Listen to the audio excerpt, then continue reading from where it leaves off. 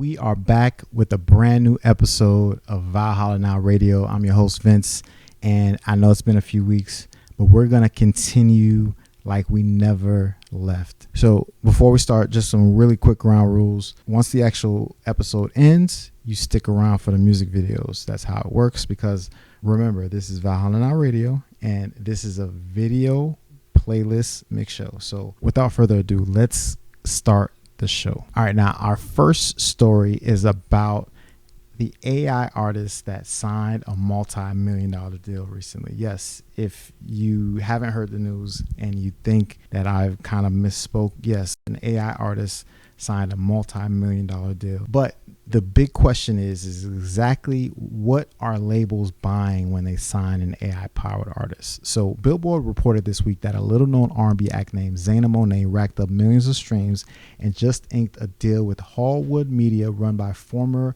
Interscope executive Neil Jacobson. But here's the twist. Xania Monet isn't human. She's AI-powered, and she's the creation of Talisha Jones, a Mississippi woman who writes her own lyrics and uses the AI platform Suno to turn them into music. Now, this is where things get interesting. Jones writes her own lyrics, so that's clearly protected by copyright. But what happens to the music that she creates through Suno? The U.S. Copyright Office recently said that works involving AI will be judged on a case-by-case basis. If the AI is just a tool, you're good. But if the AI is generating the expressive elements of the song, copyright protection may not apply.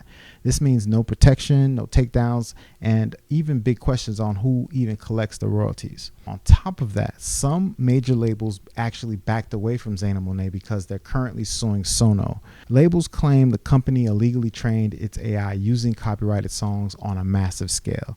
Suno, of course, says it's fair use and that users own the rights to what they make. But until the courts decide, it's going to be murky territory. So I know you're wondering, what's the true value of a deal like this? So experts say labels might not just be buying the music, they're buying the buzz.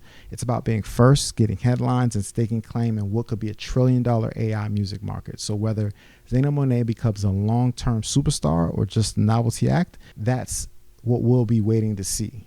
Ad-supported streaming isn't great right now. Spotify is addressing this with changes to its free tier, but the question is, are TikTok and YouTube Shorts killing the ad money that used to fuel music streaming? This week, Spotify announced changes to its free tier, letting users actually pick songs instead of just shuffling, and making it easier for brands to buy ads.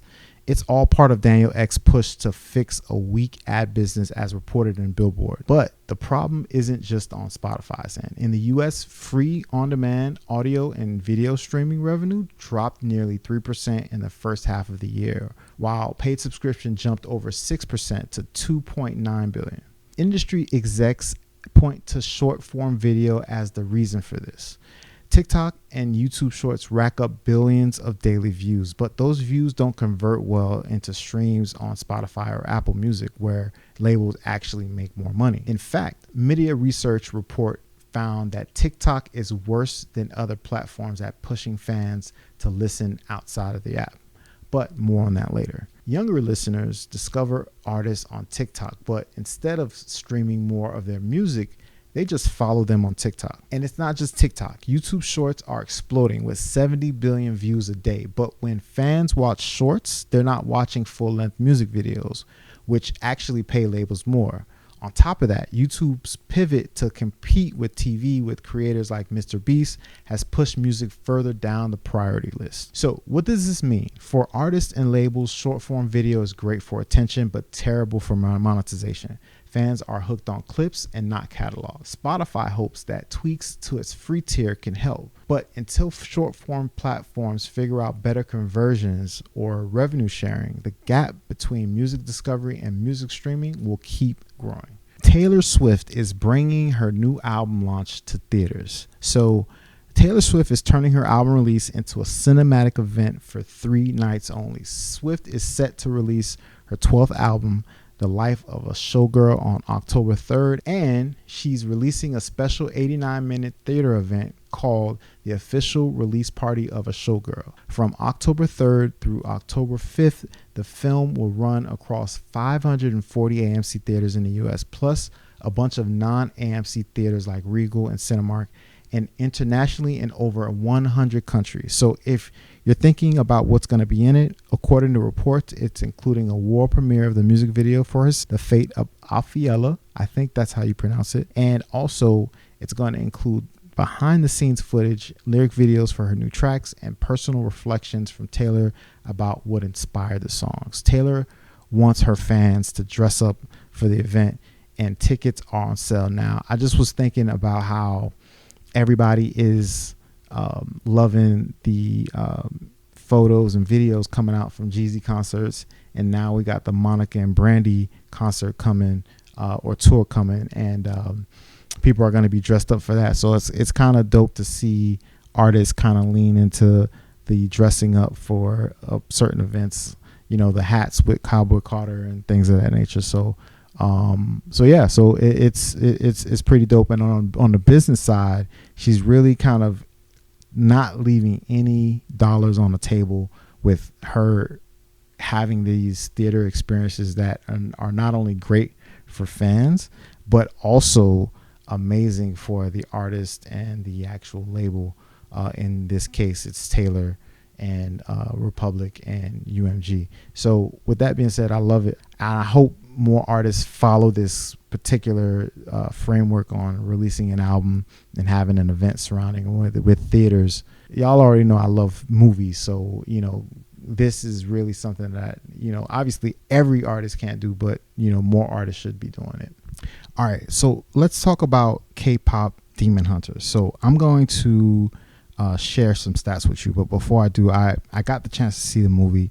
I loved it. I think the music was amazing. I think, you know, a lot of the things about it and the reason why it's doing so well is because it's really, really, really, really good. And the music is really, really, really good. And, you know, it's I'm sure addictive to a lot of, you know, fans, that demographic that it needs to be. But, you know, with that being said, I could see why its influence is as big as it is. But so let's kind of get into some of the stats. K-pop Demon Hunters is the most watched English language film in Netflix history with over 314 million views and 454.2 million hours viewed. The film spent its first 7 weeks in the Netflix top 10. The theatrical sing-along, which was a limited theatrical release for a sing-along version, which was a box office hit even without a wide release. All right, so let's talk about the soundtrack. The film's soundtrack achieved historic success by placing 4 simultaneous songs in the top 10 in the Billboard Hot 100. The soundtrack was also number 1 on the Billboard 200 and spent 7 weeks at number 2. Yeah, so this film and soundtrack has been a huge success. And I'm sure the soundtrack got a lot of people by surprise with how it dominated the charts. If you have seen it, let me know in the comments. All right, so earlier in the show, I mentioned about how TikTok isn't bringing potential fans closer to the music than people think and how it drives views but not fans. So I wanted to kind of dive into that a little bit more here. A new study from Media Research shows that the link between going viral on social media and actually building a fan base is weaker than many think. YouTube is still the number 1 platform for music discovery, with 52% of people finding new music there. Streaming platforms come in next at 40%. TikTok trails with 37%, and when you zoom in, only 12% of the consumers mainly discover music on TikTok. So despite the hype, TikTok isn't the dominant discovery engine over YouTube. And when younger listeners find music on TikTok, they often don't take the next step. They're less likely than older groups to stream the song, follow the artist, or become fans. In fact, 48% of people don't even stream any of the songs that they heard on social media last month. Media calls this the weak link between song and artist discovery. TikTok users are more interested in following content than actually listening to the music. The takeaway: TikTok is great for awareness, but YouTube and streaming services will dominate when it comes to turning casual listeners into real fans. So if artists and labels put all their eggs in the TikTok basket, they're risking missing the bigger picture. All right, so I wanted to quickly talk about the Spotify terms of service. There's an artist that out of Lil Haiti that hit me up and was like, yo, like, what's up with these Spotify terms of services? Should I be worried? And, I wanted to bring it up on the show today. So I had a chance to briefly take a look at it, and I'm going to take a look at it more. But based off of what I read, I believe that artists aren't at risk with this. And I think what the terms of services mainly does is kind of solidifies what AI companies can't do by scraping the music from Spotify, and also broadens kind of what they, as far as Spotify is doing internally with their use of AI, and kind of solidifying kind of what the terms are. A lot of people were painting it as if it was going to be something where, they could use your music for, creating their own music or something like that. And that's definitely not the case. Based off of what I read, it was more so like if you create a playlist and, the playlist has an image, they could possibly repurpose that as, advertising your playlist or whatever the case may be. So one rule of thumb, if you're ever worried about ever thinking about what should I be worried about when it comes to being an artist, like, and when you see kind of changes like that happens within these tech companies, all you have to do is see if there's a reaction on the major label side. For example, Sonos situation, when all of the major labels sued the AI companies, you knew that, okay, there was a threat there that could, be connected to me as an artist. But, in this particular situation, I personally don't see anything with these changes of terms of services that would prevent an artist from keeping their music on the platform. So that's my take on it. Now, one of our last things that I wanted to kind of mention today in some sad news, legendary music video director and choreographer Diane Martel passed away this week.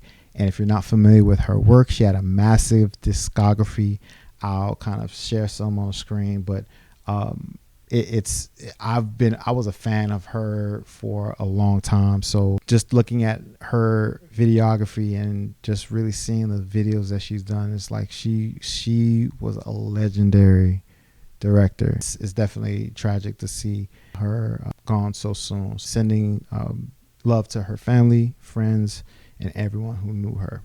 This was a fun show. I'm happy to be back. I'm happy to be doing this again. And after I'm done talking, if you're watching this through our playlist, as you should, either on your phone, your tablet, your PC, your laptop, your television, whatever you're watching this is just from, as soon as this is over, if you watch through the playlist, you'll just start to hear, you'll just start to see music videos come in, curated by myself.